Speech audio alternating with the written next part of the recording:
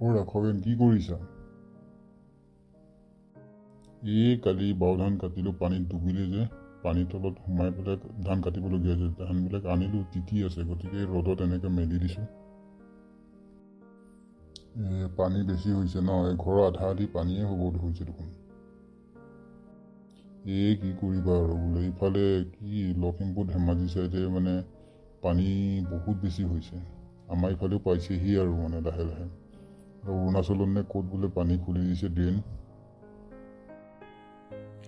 কি যে দিন আহিলেও মানে এই পানী শুকাব, আকৌ আহিব পানী, মানুহ খাবলৈ নাপায় মৰিব। ধানকেইটাও মানে চপাবলৈ সময় নাপালোঁ, মানে পানী ধৰা আহি গ'ল, পথাৰত গোটেই ফুল। হয় পানী আজিকালি কোনো গেৰাণ্টি নাইকিয়া হৈছে। কেতিয়া আহিব, কোন সময়ত আহিব, মানুহ মানে সতৰ্ক হ'বলৈকে সময় নোপোৱা হয়। কোন সময়ত পানী আহি যাব ঠিকনা নাই। এইফালে দেখিছানে, ধেমাজি চাইডৰ গাঁও কেইবাখনো মানে একদম কোনোদিনে পানী নোহোৱা গাঁৱত আজি পানী ফুল হৈ গ'ল। মানে ঘৰৰ বস্তু সম্পত্তি, গৰু ছাগলী একোৱেই মানে উলিয়াবলৈ সময় নাপালে, চব উটি গ'ল। কিছুমানতো সম্পত্তি ঘৰৰ ভিতৰৰ পৰা একো সম্পত্তিও উলিয়াব নোৱাৰিলে, খালি মানুহকেইটা ওলাই আহিছে, ৰাস্তাত আছেহি। এইবিলাক শুনিলে বৰ মনবিলাক বেয়া লাগে।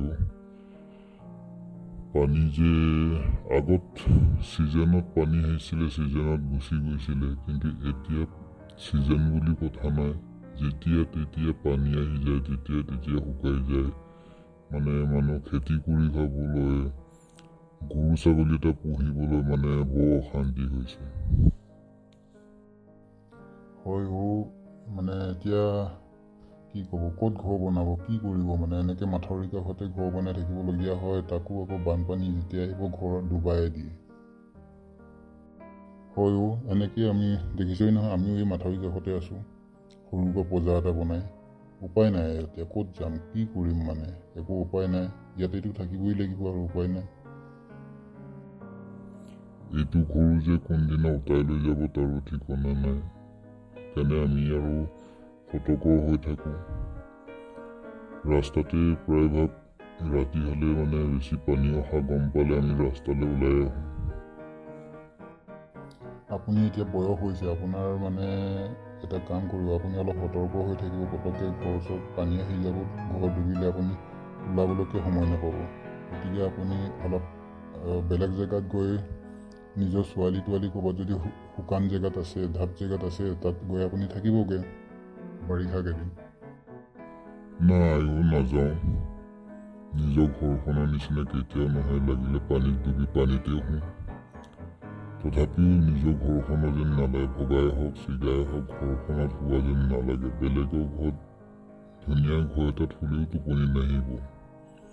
আমাৰ নিজৰ ঘৰটোত হ'লে সেয়াই শান্তি, মানে খুব ভাল লাগে। নিজৰ ঘৰখনতে যি হ'লে হ'ব আৰু, মৰিলেও ইয়াতে মৰিম আৰু। নাই, আমাৰ মিচিং মানুহবিলাকৰ একো টেনশ্যন নাই। বুঢ়া হওক দেহা হওক সকলোৱে সাঁতুৰিব জানে, পানীত সদায় খেলি থকা মানুহ। বাচ্ছা এটাও মানে পানীত সাঁতুৰিব জানে। বুঢ়া বুঢ়ী হ'লেও সিহঁতে পানীত কোনো প্ৰব্লেম নাই। কিন্তু কথা হ'ল কি, এই খেতি বাতি মানে বাও ধানখিনি, আহু ধানখিনি বা ছাগলী গাহৰি গৰু, মানে সেইবিলাকৰহে প্ৰব্লেম হৈছে। মানে ক'ত যাব, কি খাব, একো খাবলৈ পোৱা নাই। দেই বহুত সমস্যা, কি ক'ব আৰু। ঠিকে আছে, ধানখিনি শুকুৱাই লওক। ইয়াৰে আকৌ মৰণা কৰিব লাগিব চাগে।